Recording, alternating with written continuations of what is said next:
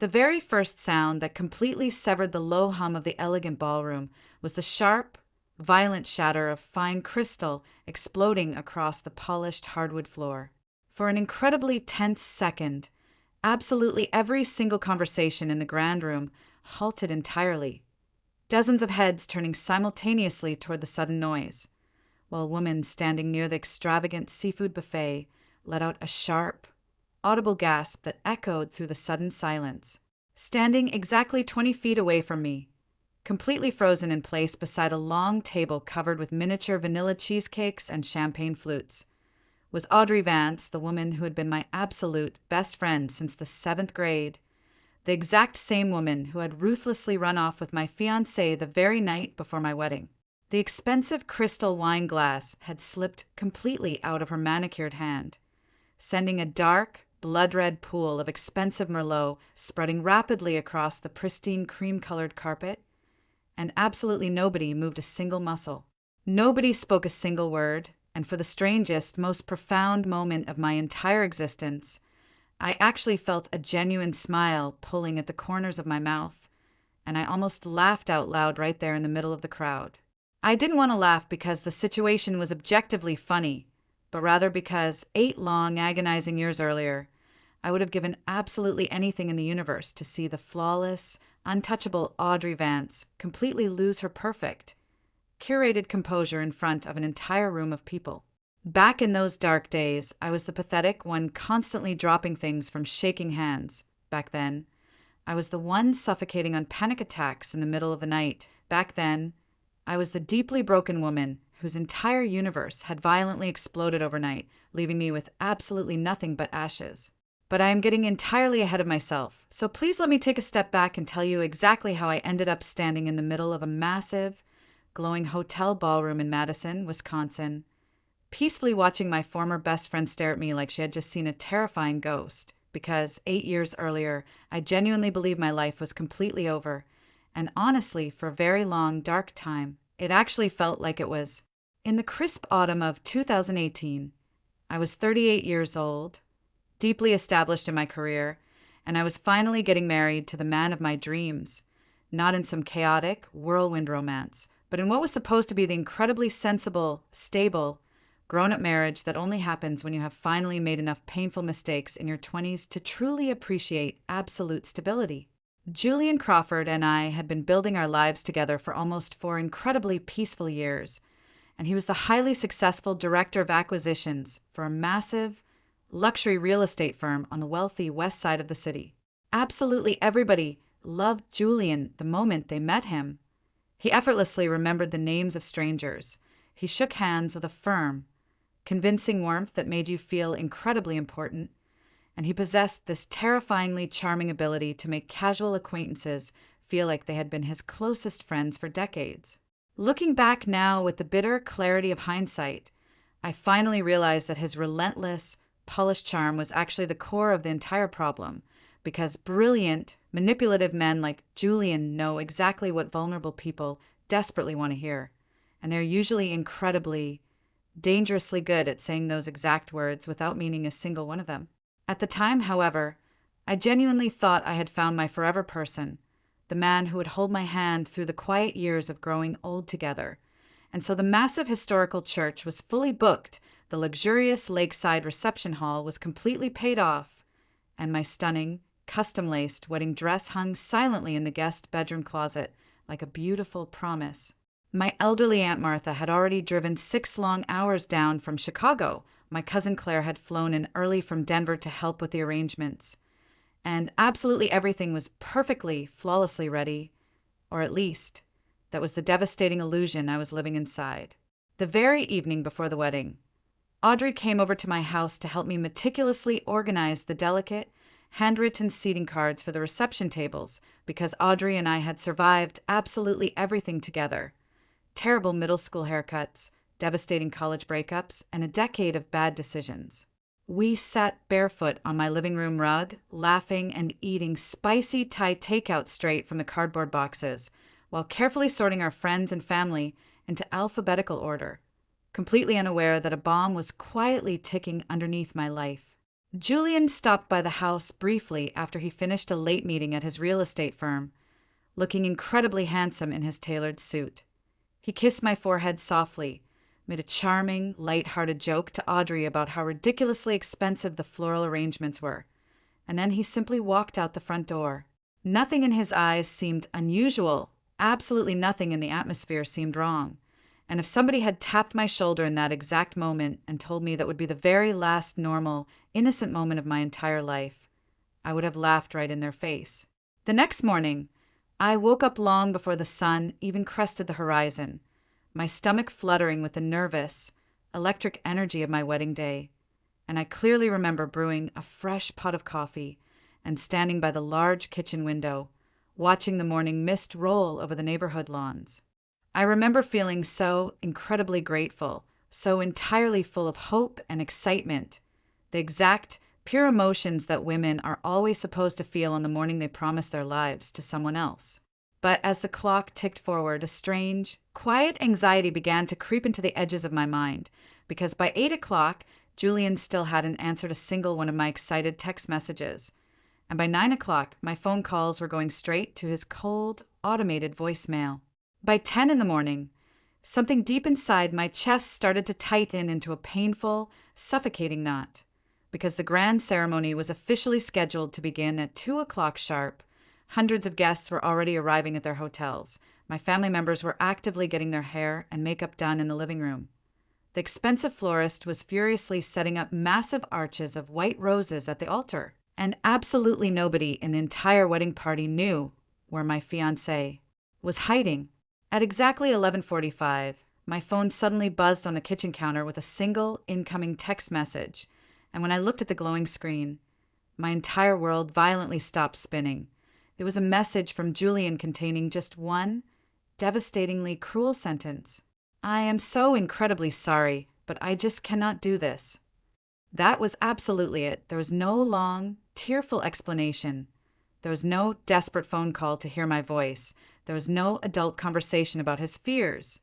Just 4 years of building a beautiful life together, completely erased by a single, cowardly sentence typed on a glowing screen.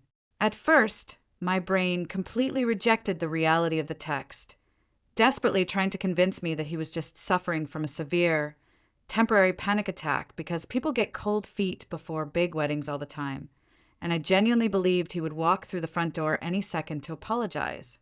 But then my cousin Claire walked slowly into the kitchen, holding her cell phone with trembling hands, her face completely drained of all color, looking at me with eyes full of sheer, unadulterated horror, and she silently turned her screen around to show me a brand new Instagram photo.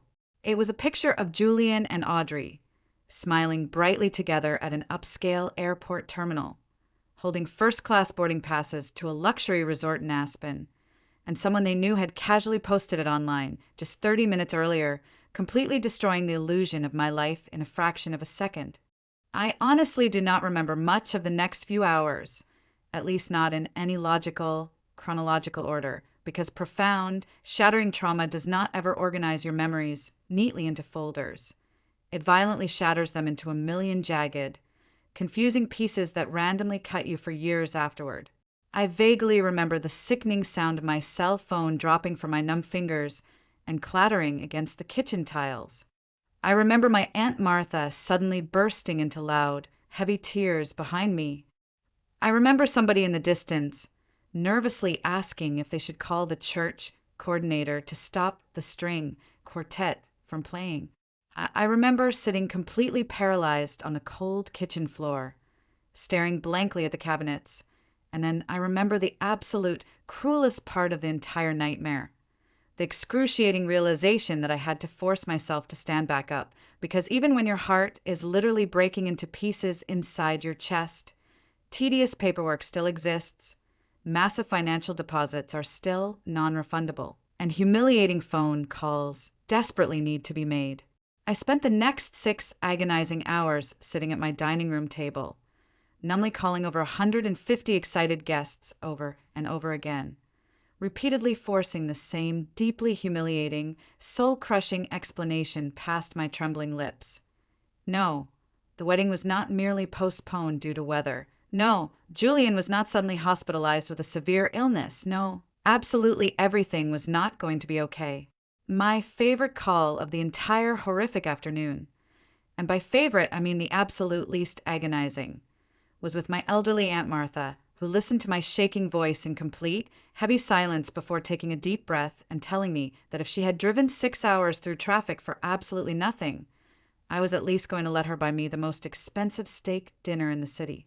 I cried harder after that unexpected moment of grace than I had all day, letting the tears ruin my bridal makeup. But the situation with the luxury bakery later that afternoon was almost funny in a twisted, deeply psychotic way. When I called to explain the catastrophic betrayal and desperately asked if there was any possible way to recover a fraction of the massive deposit, the cold, unsympathetic owner actually scoffed over the line and muttered that her teenage daughter was going to get a massive, free, 5-tier wedding cake that weekend. So she guessed somebody was walking away a winner.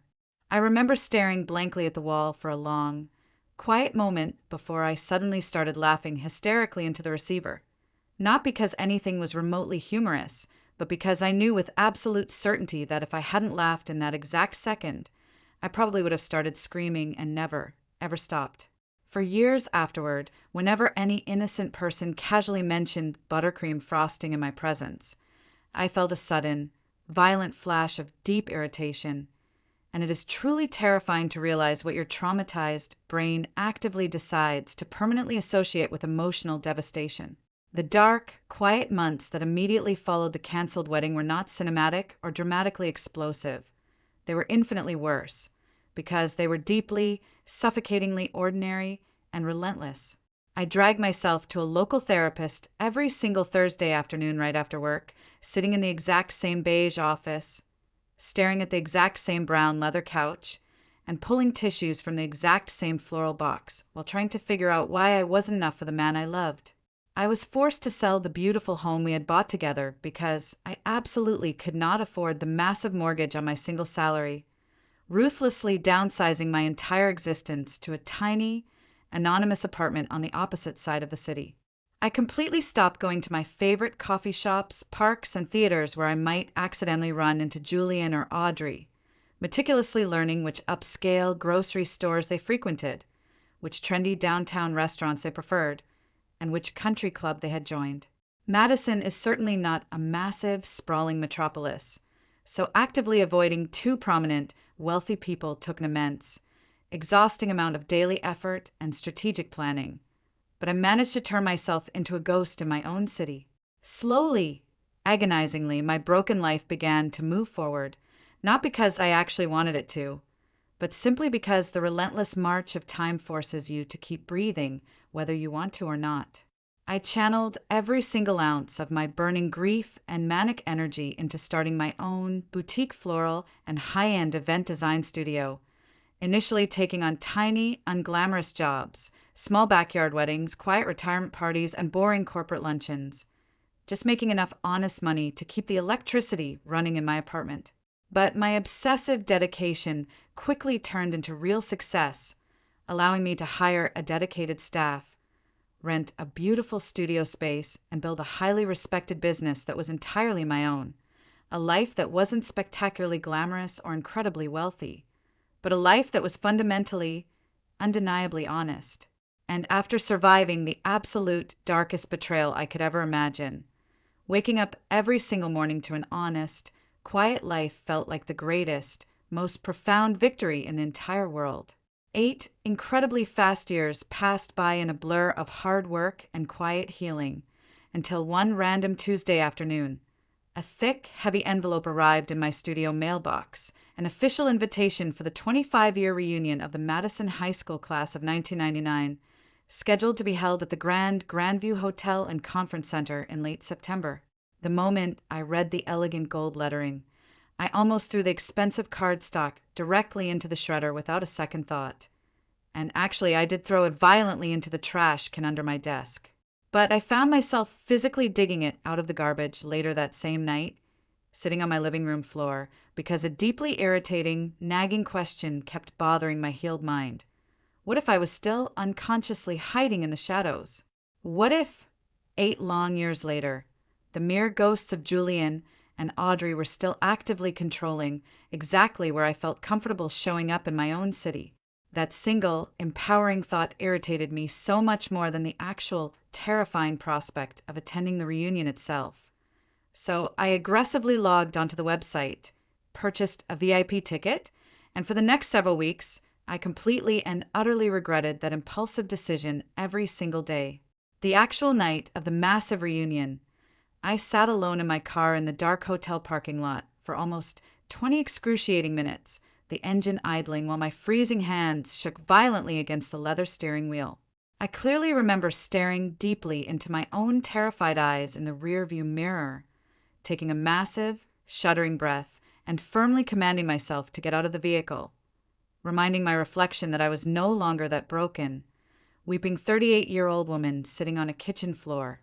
I was an incredibly successful, entirely different human being now.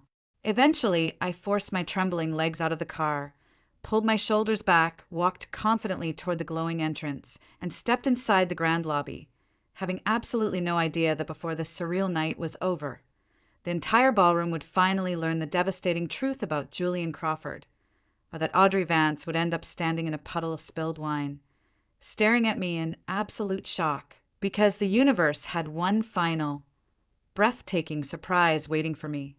Behind those heavy doors, the extravagant hotel ballroom smelled exactly the way I remembered every single high school reunion, boring corporate banquet and tedious charity fundraiser smelling, a heavy mixture of stale roasted coffee, ancient industrial carpet, a little too much expensive floral perfume from the women, and far too much chemical air freshener, desperately trying to hide the smell of the ancient carpet. I stood quietly just inside the main entrance, clutching a ridiculous, sticky plastic name tag that boldly declared my name as Madeline Hayes, as if anybody in that room actually needed a cheap piece of plastic to help identify the woman whose spectacular wedding disaster had been the biggest gossip of the decade.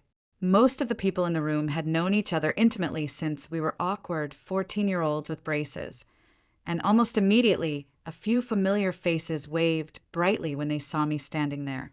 A couple of old, friendly classmates walked over to my table, and there were warm hugs, polite questions about my floral business, generic questions about my aging parents, and careful inquiries about whether I still lived in the downtown area. The usual incredibly safe reunion conversations that aggressively avoided discussing absolutely anything genuinely important or painful. I was incredibly grateful for that shallow, superficial chatter, at least for the first 30 minutes, until I heard a loud, familiar voice exclaim my name, and I turned around to see Veronica, Sterling rapidly approaching my table with a massive smile on her face. Back in high school, Veronica had been the ruthless head of the yearbook committee, a woman who fundamentally thrived on drama and somehow knew absolutely everybody's dark secrets long before anyone else did, proving that some deeply ingrained personality traits never truly change with age.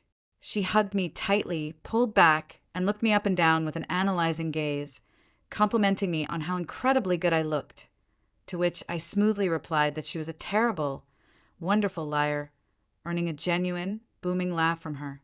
For the first hour, things weren't actually terrible. It was undeniably awkward, but entirely survivable, and I casually chatted with former lab partners, looked at embarrassing old photographs displayed on a long table near the stage, and genuinely winced at my horrific senior portrait, privately thinking that nobody should have ever been allowed to use that much aerosol hairspray in the 90s.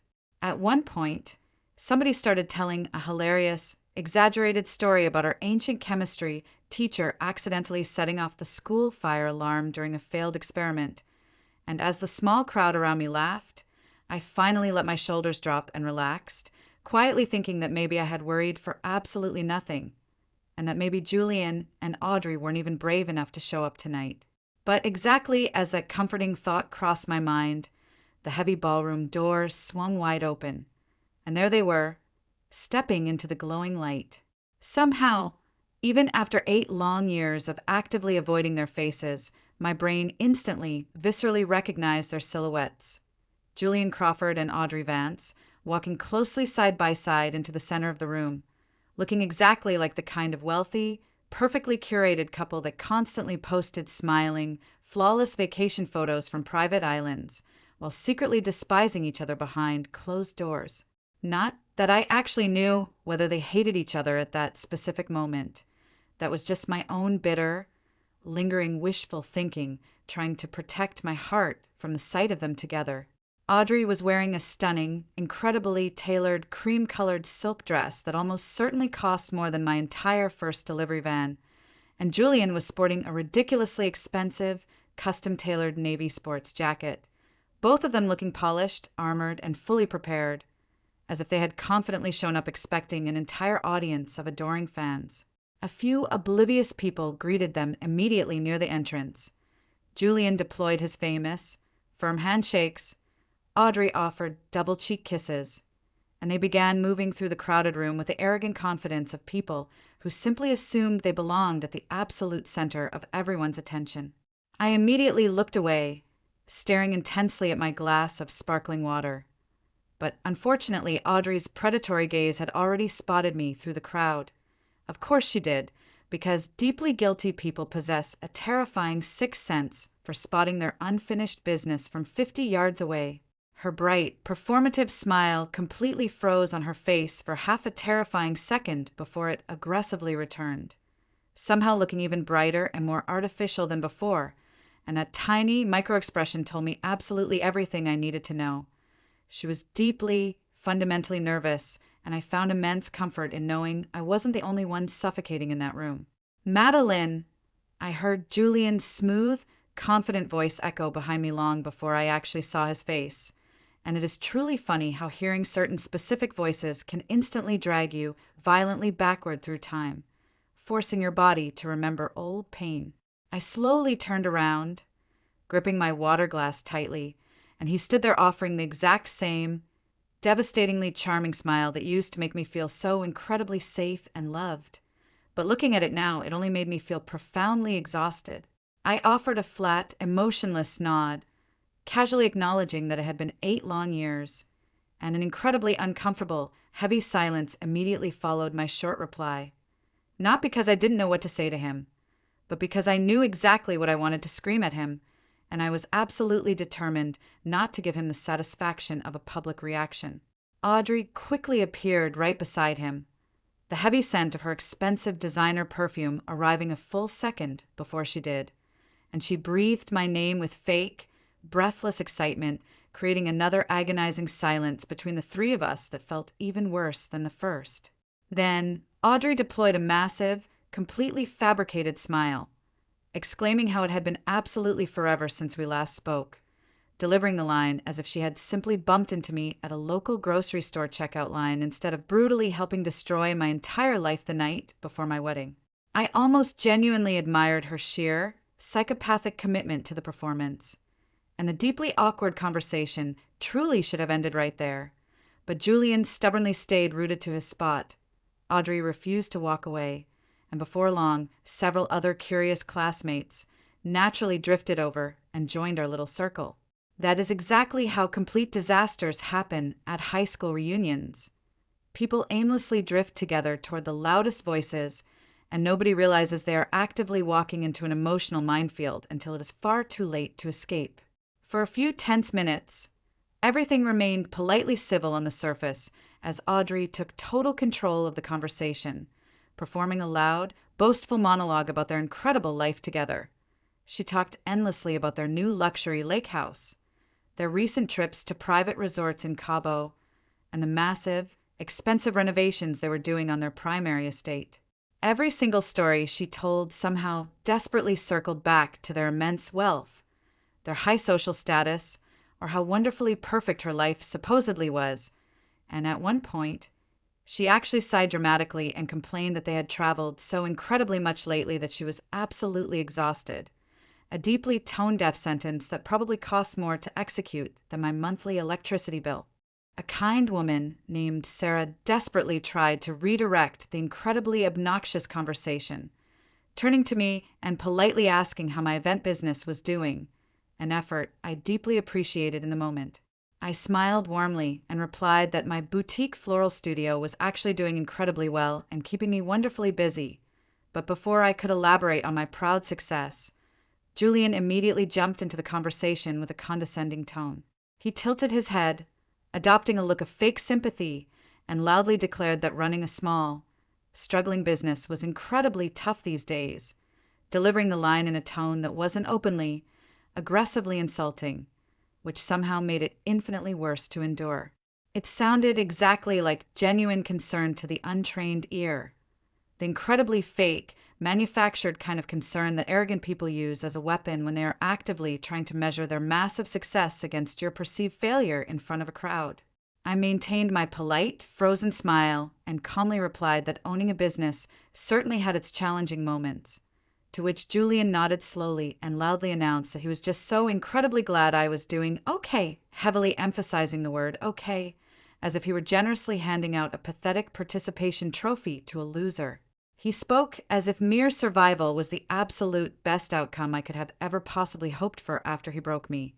And the absolute worst part of the entire exchange was that nobody else in the circle seemed to notice the vicious underlying cruelty, because manipulative men like Julian are highly skilled predators who know exactly how far they can push a blade in before looking like the villain. I politely excused myself from the suffocating circle and headed straight toward the refreshment table at the far end of the ballroom, looking down to see my hand shaking uncontrollably, and I deeply hated that fact. I hated that after 8 years of intense therapy and massive personal growth, his presence could still cause a physical reaction in my body. I whispered to myself to just keep breathing, repeating the exact same grounding mantra I had used in my therapist's office, the exact same words I had told myself while crying in my apartment, and as I finally steadied my breathing and turned back around toward the room, Julian was suddenly standing right there in front of me again, this time entirely alone.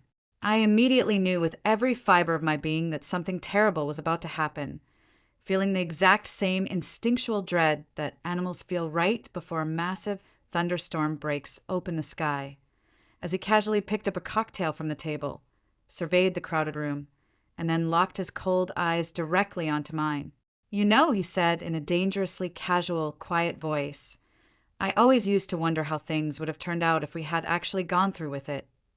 I refused to give him an answer, staring blankly at his chest, which only prompted him to lean slightly closer, not close enough for it to be a truly private, intimate conversation, but just close enough so that the handful of people standing nearby could clearly hear his next words. "Honestly, Madeline," he whispered, deploying a cruel, satisfied smile that made my blood run cold, "walking away from you that morning was the absolute greatest decision I ever made in my entire life." The silence that instantly followed that brutal sentence was absolute and complete, the kind of heavy, horrifying silence that rapidly spreads like a virus through a group of people long before anyone actively realizes it is happening. A man standing near us completely stopped chewing his food. A woman nervously looked down at her expensive shoes, and someone standing just behind my shoulder quietly muttered a shocked, "Oh my God," under their breath. Absolutely nobody laughed. Nobody enthusiastically agreed with him. But tragically, nobody stepped forward to challenge his cruelty either, and somehow the cowardly silence from the crowd hurt almost as much as the words themselves. Julian stood there looking incredibly pleased with his destructive work, as if he had finally successfully delivered a vicious line he had been carefully rehearsing in his head for 8 long years. And for a terrifying second, I couldn't move my legs, I couldn't speak a word, and my brain completely shut down. I was violently thrown back in time, standing alone in my kitchen on my wedding day, staring blankly at that horrific text message, drowning in the agonizing thought of wondering why I simply wasn't enough to be loved. 8 grueling years of successfully rebuilding my life from scratch, 8 years of expensive therapy, and 8 years of fiercely moving forward. And somehow, this arrogant man still knew exactly where my deepest, most vulnerable scar was hidden, and he had just mercilessly driven a knife straight into it. But as I looked slightly past his shoulder, I saw Audrey standing a few feet away, silently watching the entire horrific exchange unfold without stepping in to stop him, without looking embarrassed by his cruelty. She was just coldly watching me bleed. And in that precise, crystal clear moment, that silent observation told me absolutely everything I ever needed to know about the two of them. Some people in this world do not ever grow or evolve. They simply get older and more toxic. I forced myself to take a deep breath, deploying a small, genuine smile that contained absolutely no dramatic anger, and I calmly looked into his cold eyes, telling him that I was incredibly glad that at least one of us finally got exactly what they wanted out of life. Julian blinked rapidly, his confident posture breaking for a second, clearly expecting me to dissolve into desperate tears, explode into a screaming fit of rage, or cause a massive public scene that would feed his massive ego. Instead, I simply picked up my glass of sparkling water, gracefully turned my back on him, and began walking calmly toward the opposite side of the grand ballroom. My heart was pounding violently against my ribs, my hands were freezing cold, and for a fleeting moment, I seriously considered rushing to the coat check and leaving the hotel entirely, convinced that this reunion had been a catastrophic mistake and that I never should have exposed myself to their poison again. But exactly as that heavy thought crossed my mind, the massive, brass-handled doors of the main ballroom swung dramatically open, and a few people casually glanced toward the grand entrance, followed rapidly by a few more, until suddenly the entire population of the room was silently staring at the exact same incredible sight. A tall, strikingly handsome man had just walked confidently inside the room, and walking right beside him, gripping his large hand tightly, was a small, energetic little boy, and within seconds, both of them were locked onto my location and heading straight through the crowd toward me. The very first person I recognized was Nathaniel Brooks, not because he was a massive, internationally famous celebrity, but because Madison isn't the kind of sprawling city where highly successful, prominent figures can casually wander into hotel ballrooms without being instantly recognized by the locals. Nathaniel had become one of those rare, incredible local success stories that absolutely everybody in the county seemed to know about, the kind of brilliant man people talked about with equal parts deep admiration and intense curiosity. Back in our high school days, Nathaniel had been incredibly quiet, painfully, invisibly quiet, always sitting near the back rows of the classrooms, quietly getting excellent grades and never once causing a moment of trouble or seeking attention.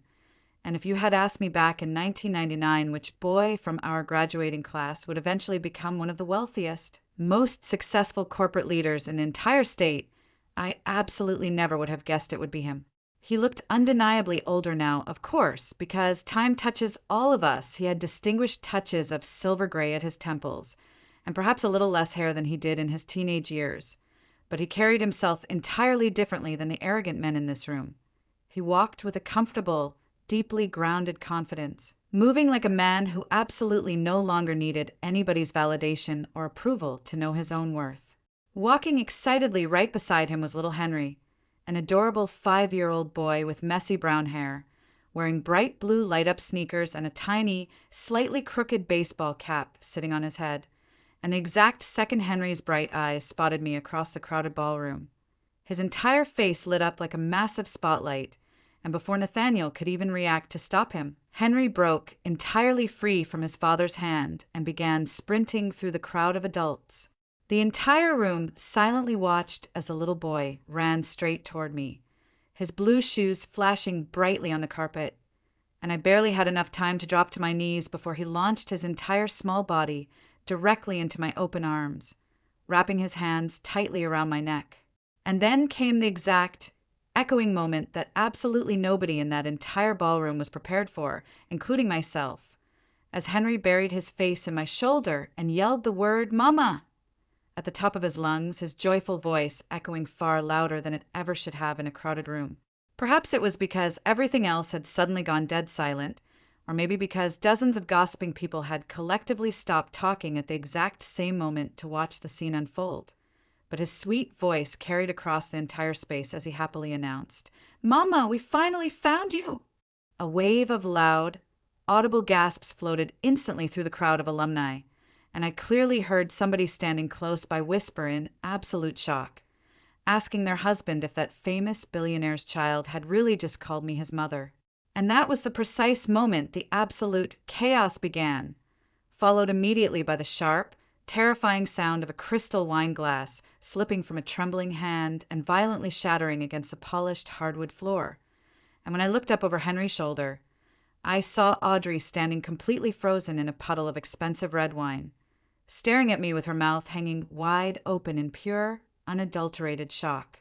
For the absolute first time in the entire disastrous evening, Audrey Vance looked genuinely, fundamentally shocked to her very core. Not annoyed, not smug, not radiating that arrogant superiority she had spent the last decade perfecting, but utterly, hopelessly shocked. And standing right beside her in the spreading puddle of expensive wine, Julian looked almost as profoundly confused as she did, his perfectly rehearsed smile completely melting off his face in real time. That utter confusion did not last very long, rapidly twisting into something much closer to deep, terrifying worry as I hugged little Henry tightly to my chest, inhaling the sweet scent of his shampoo and smiling down at his bright face. "Hey there, sweet boy, you actually came," I whispered, holding him close against the sudden silence of the room. He nodded enthusiastically, his blue eyes wide with innocent excitement as he loudly proclaimed that I had promised there would be massive amounts of chocolate cake at this party, which earned a sudden, incredibly genuine ripple of warm laughter from the dozens of stunned classmates standing in our immediate circle. The heavy, suffocating tension in the grand ballroom instantly shifted.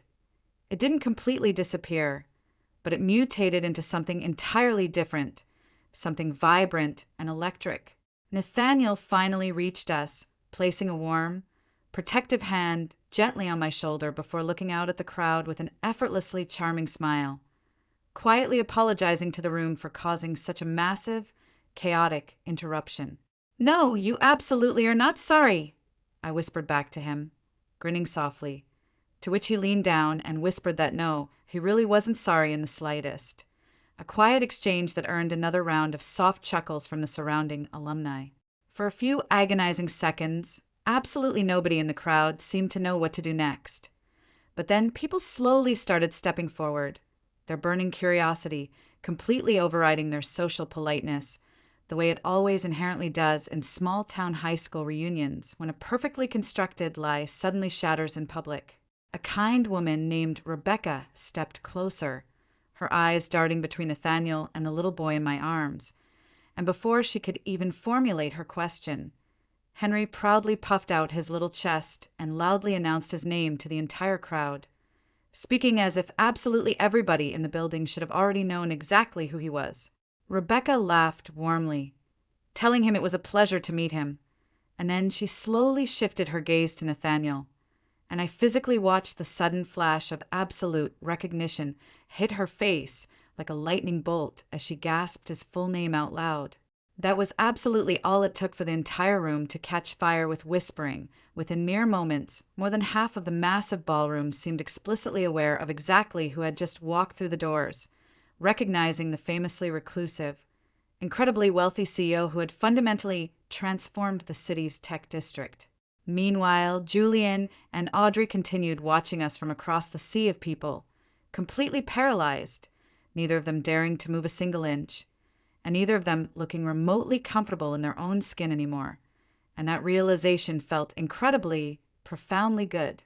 Nathaniel casually glanced around the circle of staring faces, his sharp eyes taking in the entire dynamic in a fraction of a second, before he leaned close to my ear and softly asked if he and Henry had just interrupted something unpleasant. I looked directly across the room, locking eyes with Julian's panicked face for a brief second before looking back at Nathaniel, and I quietly replied that I was pretty sure he had just saved me from a deeply exhausting conversation. Nathaniel's eyes narrowed slightly, not because he knew every single agonizing detail of what had just happened in this room, but because he intimately knew enough of my dark history to understand exactly why those two specific faces still made my jaw clench in pure anxiety. Over the last 3 beautiful years we had spent building our lives together, he had patiently listened to the broken pieces of my story, never pressing for traumatic details, but quietly absorbing enough to understand exactly why I had spent years hiding from the world. The beautiful truth of my life was that Nathaniel Brooks had never actually rescued me, and that specific distinction mattered more to me than absolutely anything else in the world, because far too many stories make strong women over 40 seem like they are just desperately waiting around for a wealthy knight in shining armor to save them from their misery. That was absolutely not my story. By the very time Nathaniel entered my chaotic life, I had already successfully, painfully rebuilt my entire empire from the ashes, and what he brought to my doorstep wasn't a dramatic rescue. He brought genuine companionship, unshakable trust, and the kind of quiet, steady patience I had completely stopped expecting from men. I had first met him 3 years earlier when my event planning studio landed a massive, highly stressful contract to organize a regional tech conference downtown, and I was completely exhausted, severely understaffed, and utterly convinced the entire week was going to end in a catastrophic failure. Nathaniel was one of the primary keynote speakers, and I vaguely remember accidentally crashing into him in the hallway, spilling scalding black coffee all over his expensive presentation materials. A completely humiliating first impression that made me want to vanish into thin air. But instead of getting furious or screaming at my staff like most arrogant executives would have done, Nathaniel had immediately dropped to his knees in his tailored suit, grabbed a handful of napkins, and spent 20 minutes helping me clean up the mess and rearrange the heavy folding tables. That simple, grounding moment of pure kindness was my very first clue about the man he truly was, and the second clue arrived months later when a brutal, freezing winter storm knocked out the power grid across my entire side of the city, leaving my apartment freezing cold. I had casually mentioned the power outage during a brief business phone call with his office, and the very next morning, Nathaniel suddenly appeared at my front door holding 2 heavy industrial space heaters and enough fresh groceries to survive a month-long blizzard. There was no grand, romantic speech, no inappropriate flirting, no hidden expectation for a date, just pure, unadulterated human kindness. And the older I get, the more deeply impressive, genuine kindness becomes to me. Then came little Henry, whose biological mother had tragically passed away in a devastating car accident when he was just a baby, a profound grief that I always deeply respected by never forcing Nathaniel to explain the agonizing details until he was entirely ready. Over time, as Nathaniel and I grew closer, Henry organically became a massive, brilliant part of my everyday life. We shared quiet movie nights, chaotic school pickups, messy Sunday morning pancake breakfasts, and endless trips to the local zoo. The kind of tiny, seemingly insignificant moments that quietly stitch your soul to another human being before you even realize it is happening. One beautiful evening about a year ago, Henry casually looked up from his coloring book and called me Mama for the very first time, and I had immediately gently corrected him, kneeling down to softly explain that I wasn't his real mama. He had looked at me with that deadly serious, profound expression that only innocent children can muster, telling me that he already knew that fact, but that I was his other mama, and then he simply went right back to eating his chicken nuggets as if he had just solved the greatest mystery of the universe.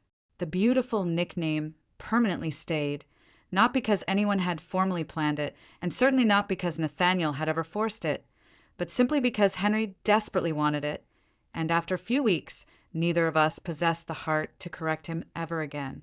And now, that exact same little boy was sitting happily beside me at a high school reunion in a grand hotel ballroom, eagerly stuffing chocolate cake into his mouth and completely, unknowingly causing the greatest emotional chaos I had ever witnessed in my life.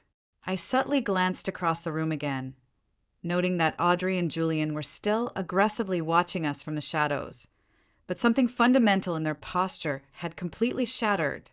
The arrogant confidence was entirely gone. Their flawless performance was violently cracking under the pressure, and for the very first time that entire evening, they were no longer controlling the narrative of my life. The mood in the massive ballroom kept shifting rapidly, morphing from stunned silence into a buzzing hive of intense curiosity, and people were suddenly crowding around me, asking real, frantic questions that Julian and Audrey clearly did not enjoy watching me answer. Everyone wanted to know exactly how long I had known the famous Nathaniel Brooks, whether Henry was his biological son, when this incredible romance had actually started, and most importantly, how on earth nobody in our gossipy city had known about my spectacular new life. The absolute funniest part of the entire situation was that I truly wasn't trying to impress a single person in that room. I hadn't come to this reunion with a grand, dramatic plan for revenge. I hadn't orchestrated a massive reveal to make my enemies jealous.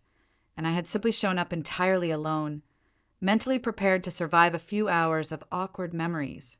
Instead, the universe had miraculously delivered something infinitely more powerful than petty revenge. It had delivered the absolute truth. And the truth was terrifyingly powerful because while Julian and Audrey had spent the last 8 years arrogantly assuming they knew exactly how my pathetic story ended, they simply hadn't been paying attention to my resurrection. Across the crowded room, I watched Victoria Hastings, a woman who had notoriously worked at Audrey's father's commercial real estate firm for years, suddenly detach herself from the crowd and confidently approach Julian near the empty bar. She leaned incredibly close to his ear, whispering something very quietly, and I physically watched Julian's arrogant expression instantly drain of all color, his shoulders stiffening in absolute panic, before Victoria turned her head, looked directly across the room at me, and offered a very small, knowing smile. That was the exact second I realized something massive was about to happen, something neither Julian nor Audrey had ever seen coming in their wildest dreams, because if you have ever attended a small-town high school reunion, you know the most important rule of the night. People never actually stop paying attention to the drama. They just pretend to politely look away while secretly listening to every word. And at that specific moment, the absolute most interesting thing in the entire ballroom wasn't the lavish dessert spread or the nostalgic photograph display. It was Julian Crawford, because for the very first time all evening, he looked incredibly, visibly trapped, radiating the kind of deep, sickening panic that only happens when a manipulator realizes the entire room is about to turn against them. I was gently helping Henry wipe chocolate frosting off his chin when Victoria finally walked over to our table, her eyes darting between me and Nathaniel before she crossed her arms over her chest, asking me in a low, serious voice if I was doing okay.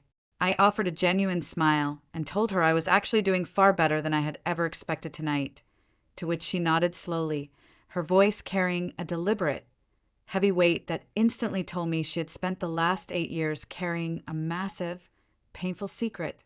Nathaniel immediately sensed the intense shift in the atmosphere, and he quietly, respectfully guided Henry toward a nearby table where a few other children were coloring, staying close enough to keep a protective eye on us, but stepping far enough away to give the adults the privacy they needed for a difficult conversation. Victoria took a deep breath, looking nervously over her shoulder to make sure Julian was watching us talk, before she turned back to me and whispered that she had worked directly under Audrey's wealthy father at the real estate firm for nearly 5 years, and that she knew Julian long before my wedding spectacularly fell apart. Something deep inside my chest tightened violently. It wasn't exactly fresh pain, but more like the agonizing anticipation that comes when a massive, dark mystery that has haunted your mind for a decade is finally about to be dragged into the light. For 8 long years, I had quietly, obsessively imagined exactly what had happened behind my back in the days leading up to my ruined wedding, because devastating questions do not simply vanish just because time passes. They settle into the darkest corners of your brain and silently wait for answers.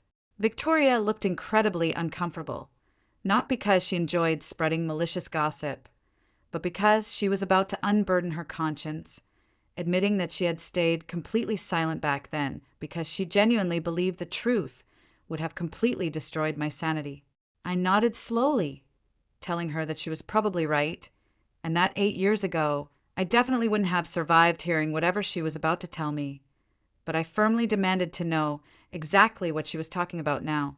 Victoria leaned in closer, her voice dropping to an absolute whisper as she revealed that Julian and Audrey didn't just suddenly fall in love in a moment of chaotic passion the night before the wedding. They had been secretly, aggressively seeing each other for almost 8 entire months behind my back.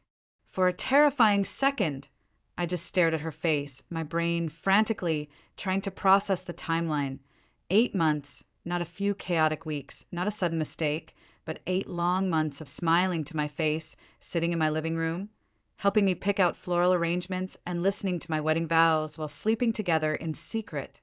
I thought back to all those dress fittings, all those double dates, all those quiet evenings where Audrey had comforted me when Julian was working late, and every single memory I possessed suddenly warped into something incredibly sinister and sickening. Before I could even formulate a response, Victoria shook her head and delivered the final, devastating blow, telling me that the absolute worst part was that the affair wasn't even genuinely about love or burning passion, at least not for Julian. She explained that Julian had been fiercely, obsessively talking to the executives about Audrey's father's massive commercial real estate empire, constantly analyzing their expansion plans, their ownership opportunities, and their multi-million-dollar investment portfolios. And the sickening truth was that Julian didn't see Audrey as the great love of his life. He saw her as a highly lucrative, permanent shortcut to the top of the corporate ladder. There it finally was, the naked, ugly, incredibly ordinary truth. The absolute worst betrayals in human history are rarely born from some grand, uncontrollable, cinematic romance. They are almost always born from raw greed, opportunistic money grabs, and the desperate desire for a faster path to power. I genuinely thought I would feel completely, physically devastated hearing that my entire 4-year relationship was discarded for a corporate promotion. But instead, I felt an incredibly strange, overwhelming wave of profound peace wash over my entire soul, because suddenly everything in the universe finally made perfect sense. Julian hadn't brutally left me at the altar because I was fundamentally unlovable, broken, or not pretty enough. He had left me because he had simply found an easier, wealthier target to manipulate, and the terrifying ghost that had haunted my self-esteem for 8 years instantly vanished into thin air. A loud, deeply furious voice suddenly shattered my peaceful realization. As Julian stormed over to our circle, his face flushed with panicked rage, aggressively demanding that Victoria shut her mouth and stop spreading vicious lies about his marriage. Of course, he had finally panicked enough to physically intervene, and as several nearby classmates turned their heads to watch the drama unfold, the circle around us naturally grew larger, drawing in a crowd that was desperately hungry for the truth. Julian desperately tried to force a terrifying, threatening smile, warning Victoria that she was crossing a massive line, but his voice was trembling with poorly concealed panic, which told me absolutely everything I needed to know. The truth rarely makes a manipulator that incredibly furious, but the terror of public exposure absolutely destroys them. Before Victoria could even defend herself against his pathetic threats, another classmate named Sarah boldly stepped forward and loudly announced that she actually wanted to hear the rest of the story, followed rapidly by 3 other alumni who nodded in total agreement, surrounding Julian in a circle of absolute accountability. Nobody in the crowd sounded overtly hostile or aggressive. They simply sounded intensely interested in the truth, which somehow made the walls close in on Julian even faster, trapping him in a nightmare of his own making as Audrey finally rushed over, her flawless confidence entirely gone, desperately begging the crowd not to turn this into a public spectacle. The heavy, unforgiving silence from the crowd was her only answer, and then Nathaniel smoothly, calmly stepped back into the circle, moving not like some aggressive movie hero looking for a fistfight, but simply like a deeply powerful man joining a conversation to protect his family. Julian looked incredibly relieved to have a completely new, male target to distract from his crumbling lies, and he immediately shoved his hand out toward Nathaniel, offering the most awkward, overly aggressive handshake I had ever witnessed in my life. Julian attempted a condescending, arrogant smile, loudly telling Nathaniel that he had heard his little tech business was doing well, to which Nathaniel simply nodded and calmly replied that it was indeed thriving, completely refusing to engage in a pathetic measuring contest. Julian waited for a moment, clearly expecting Nathaniel to compliment his luxury real estate career in return, and when Nathaniel offered absolutely nothing but a cold stare, Julian scoffed loudly, remarking that not everybody gets incredibly lucky in the corporate world. The petty, transparent insult hung heavily in the air, revealing exactly how deeply insecure Julian truly was, and Nathaniel studied his sweating face for a long moment before tilting his head slightly, his eyes flashing with brilliant, calculated recognition. "You know, Nathaniel said in a voice that carried perfectly across the silent ballroom. "I definitely recognize you now. Weren't you that desperate commercial leasing agent who aggressively tried to push a structurally condemned, heavily water-damaged industrial warehouse onto my firm 3 years ago, right before you were nearly investigated for corporate fraud?" The utter silence that hit the room was instantly shattered by a massive, uncontrollable wave of genuine, booming laughter from the surrounding classmates, as Sarah nearly spat her expensive cocktail across the table, and someone behind me loudly muttered a mocking, "Oh my God," at the ceiling. It wasn't a cruel, violent kind of laughter. That is the most incredibly important part to understand. Nobody was aggressively attacking Julian with malice. They were simply finally seeing him clearly for the desperate, fraudulent scam artist he truly was. And once an entire room of people sees behind the mask, the arrogant performance is permanently over. Julian's entire face turned a horrifying shade of deep crimson, his jaw clenching so hard I thought his teeth would shatter, as he desperately stammered that he absolutely did not remember that business interaction, to which Nathaniel offered a lethal, devastating smile and quietly replied that he certainly remembered it vividly. Julian frantically looked around the large circle of laughing faces, desperately searching for a single shred of support or respect. But he found absolutely nothing but pity and amusement, and that is exactly when I finally chose to speak. I didn't speak because I had planned some epic cinematic speech, and I certainly hadn't rehearsed this moment of revenge in front of a mirror for a decade. I spoke because, after 8 long years of agonizing silence, I finally completely knew the exact truth of my own worth. I stepped forward, looking directly into his terrified, sweating face, and for the very first time in our entire history, neither of us looked away. "Julian," I said, my voice incredibly clear and steady, cutting through the fading laughter. "For 8 agonizing years, I lay awake at night, genuinely believing that you left me at the altar because I simply wasn't enough for you." The entire ballroom became so completely still that you could hear the air conditioning humming in the ceiling, and I slowly turned my gaze to look directly at Audrey, watching her physically flinch under my eyes as I continued. "But tonight, I finally understand the glorious truth. You absolutely didn't leave me because you found someone better or more lovable. You left me because you found someone significantly easier to use for her father's bank account." The heavy silence that followed was absolute perfection. There was no dramatic shouting, no throwing of drinks, no hysterical crying. Just the pure, unadulterated weight of the naked truth crashing down on their heads, while the entire room witnessed their destruction. I took a deep breath and added the one final, profound thing I never, ever expected to feel or say out loud. "I don't hate either of you anymore. I just feel incredibly, deeply sorry for the miserable life you have to live together." Julian blinked rapidly, completely incapable of formulating a response, while Audrey looked utterly, thoroughly destroyed, staring at the floor with tears welling in her eyes, and I simply offered them a small, genuinely free smile. For 8 years, I had vividly imagined my ultimate revenge as something incredibly loud, something explosive and violent that would make me feel like a conquering warrior standing over their bodies. But instead, true revenge just felt exactly like setting down a massive, suffocating box of rocks that I had been needlessly carrying on my back for a decade. I gracefully turned away from their shattered faces, walking back over to Nathaniel and Henry, who was happily waving a massive chocolate brownie in the air, completely unaware that decades of dark emotional baggage had just permanently collapsed behind him.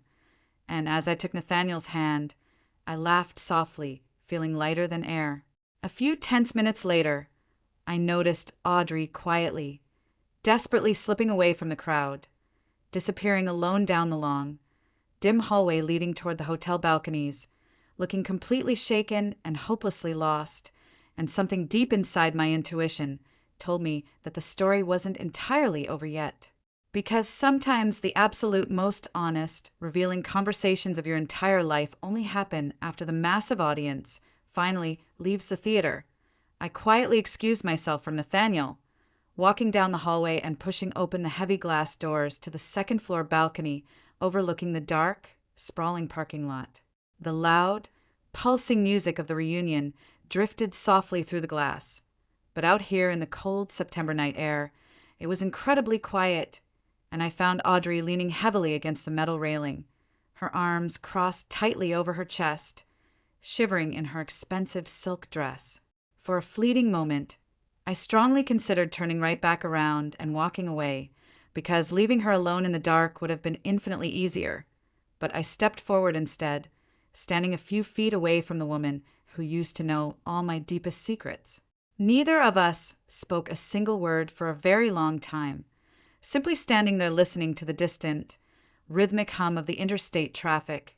Two women who had once shared absolutely everything in the universe, now permanently separated by an ocean of betrayal and 8 years of total silence. Finally, Audrey let out a long, trembling sigh, staring down at the glowing streetlights, and whispered into the cold air that I looked incredibly, genuinely happy in there, a brutally honest opening line that completely caught me off guard. I nodded slowly, looking out at the city skyline, and quietly confirmed that I was actually happier than I had ever been in my life, and the sincere truth in my voice seemed to physically hurt her, making her shoulders slump in defeat. After another long, agonizing pause, Audrey let out a miserable, broken laugh, not a happy sound, but the incredibly dark, hollow laugh of a person who is utterly exhausted by their own existence. And she quietly confessed that the absolute worst part of her life was that absolutely everybody in the city genuinely believed she had won the grand prize. I turned to look at her flawlessly styled hair, her dripping diamond jewelry, and the immaculate, wealthy image she had spent a decade desperately building, realizing that from a distant, superficial perspective, marrying Julian probably did look exactly like winning the lottery. She stared blankly into the empty parking lot, her voice cracking as she admitted that she had spent 8 exhausting years furiously convincing her friends and her family that her marriage was a perfect, flawless fairy tale, taking endless luxury vacations and posting thousands of smiling photos just to prove to the world that stealing my fiancé was worth the damage. Then she looked directly at me, her eyes brimming with unshed tears, and she completely dropped the armor, confessing that while the very first year with Julian was incredibly exciting and glamorous, the terrifying reality of who he truly was quickly turned her life into a living nightmare. Audrey confessed that every single time Julian disappointed her, every time he casually lied to her face, and every single time he came home incredibly late smelling like another life, she was violently haunted by the memory of exactly what he had ruthlessly done to me the night before my wedding. She swallowed hard, her voice dropping to a terrified whisper, and admitted that she lived in constant, paralyzing fear because if Julian could so easily and mercilessly abandon a woman he had loved for 4 years the very night before their wedding, what on earth made her think he wouldn't eventually do the exact same devastating thing to her? There it was, stripped of all its glamour. Not a life of glorious wealth and triumphant victory, but a life suffocated by endless, creeping fear, the kind of dark paranoia that quietly follows a person into their massive mansion, onto their private yachts, and directly into their cold bed every single night. I genuinely thought I would experience a rush of euphoric triumph hearing that my betrayers were living in a miserable hell of their own creation. But standing there listening to a broken woman describe a marriage built entirely on deception and anxiety, I didn't feel victorious at all. I just felt incredibly tired and profoundly sad for her wasted life. Audrey furiously wiped a rogue tear from her cheek, aggressively trying to compose herself, and muttered that they barely even liked being in the same room with each other half the time anymore, and that Julian was still desperately chasing corporate shortcuts and shady deals, just using different people to get ahead. A car pulled slowly into the parking lot below us, its bright headlights sweeping dramatically across the brick building before vanishing into the dark, and Audrey finally turned to look me directly in the eyes. No competition, no performative arrogance, no defensive masks, just raw, bleeding truth. She whispered that she had always been incredibly, deeply jealous of me, an admission that genuinely shocked me to my core, and she explained that I had always been the person everybody naturally trusted, the woman who was effortlessly kind, and the friend who made people feel genuinely safe and loved. She let out another hollow, miserable laugh, shaking her head as she confessed that she had spent her entire life trying to be wealthy and impressive, while I had simply spent my life being a decent, good human being. And she foolishly thought that stealing Julian would finally make her feel like a winner. The profound, heartbreaking irony hit both of us at the exact same moment, because it was exactly the kind of devastating life lesson a person only truly understands after they have ruined their own soul to get something that wasn't worth having in the first place. Audrey finally straightened her posture, pulling her expensive silk wrap tightly around her shoulders, the vulnerability slowly fading away as she whispered that she should probably get back inside to her miserable performance. And as she walked toward the glass doors, she stopped, turned her head slightly, and offered a quiet, completely broken apology. It wasn't the kind of cinematic apology that miraculously fixes the past, and it certainly didn't erase the 8 years of agony I had endured, but it was an honest, raw admission of defeat, and I simply nodded at her, completely letting go of the last shred of my burning anger, and wished her well as she disappeared into the hotel, never to be spoken to again. Exactly 6 beautiful months later, the vibrant spring finally arrived in Wisconsin, melting away the bitter winter snow and bringing the kind of breathtaking, sun-drenched afternoons that make you remember exactly why being alive is such an incredible gift. On a perfect, breezy Saturday afternoon in late April, I found myself sitting comfortably on the warm aluminum bleachers of a sprawling community park on the east side of the city, wearing comfortable jeans and sunglasses, while little Henry enthusiastically attempted to play second base in his youth soccer league. He was mostly just spinning in circles and happily chasing yellow butterflies through the green grass, and when I loudly yelled for him to watch the approaching ball, he simply waved a dirty hand at me with a massive grin, completely ignoring the athletic advice. Sitting right beside me, Nathaniel let out a deep, rumbling laugh, joking that his son was definitely destined for the Hall of Fame in butterfly catching, and we sat there together under the bright blue sky, sharing greasy hot dogs and cold lemonade. Absolutely nothing glamorous, nothing wealthy or extraordinary, just pure, beautiful, unfiltered real life. The kind of incredibly quiet, stable life that my younger, more foolish self used to think was boring. But after surviving the explosive destruction of my past, this profound peace felt like the most precious, invaluable treasure in the entire universe. A few quiet months earlier, Nathaniel and I had started having gentle, serious conversations about getting married, completely agreeing that we absolutely did not want a massive, theatrical wedding. One catastrophic wedding disaster in a single lifetime was more than enough for my heart to handle. We were planning a tiny, intimate ceremony in our favorite local garden, surrounded only by people who genuinely loved us, stripped of all the performative nonsense. Just an honest, unbreakable promise to protect each other for the rest of our days. At one point during the chaotic soccer game, Nathaniel casually reached over and gently intertwined his fingers with mine, resting our hands on his knee. There was no grand, theatrical gesture, no desperate need to prove his love to an audience. Just a simple, grounding squeeze that silently promised me he wasn't going anywhere. 8 agonizing years earlier, I would have tragically measured my life success entirely differently, chasing the massive house, the impressive corporate title, and the flawless, curated appearances that Julian and Audrey had literally destroyed their souls to acquire. But sitting in the sun, holding the hand of a man I implicitly trusted, watching our beautiful child laugh in the grass, I finally understood that true, unshakable success looked exactly like this profound, quiet peace. The cruel people who violently betrayed me once arrogantly believed that they held the absolute power to permanently write the ending of my life, and for a very long, dark time, I had tragically believed them too. I genuinely thought my entire story had ended the devastating morning Julian walked away, believing that being abandoned was the defining characteristic of my existence. But I was completely, beautifully wrong. It was never the end of my book. It was simply a dark, agonizing chapter that I had to survive to reach the light. If you have ever been violently broken, betrayed, or forced to rebuild your entire universe from absolute scratch, I desperately hope you remember one profound truth, The toxic people who break your heart do not ever get to hold the pen that writes the rest of your story. Only you have that magnificent power, and sometimes the absolute happiest, most breathtaking chapters of your entire life are the ones you never, ever saw coming.